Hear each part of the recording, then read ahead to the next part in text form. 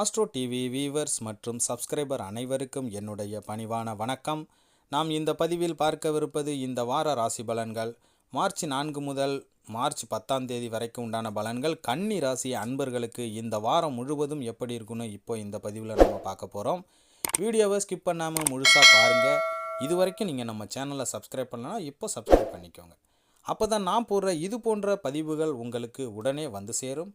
இந்த வார உங்களுக்கு மிகவும் நல்ல வாரமாகவும் வெற்றி வாரமாகவும் நீங்கள் நினைத்த காரியம் நடக்கும் வாரமாகவும் பண வரவும் சகல நன்மைகளும் கிடைக்கும் வாரமாகவும் உங்களுக்கு இருக்க வேண்டும் என்று எல்லாம் வல்ல இறைவனை நான் பிரார்த்தித்துக் கொள்கிறேன்.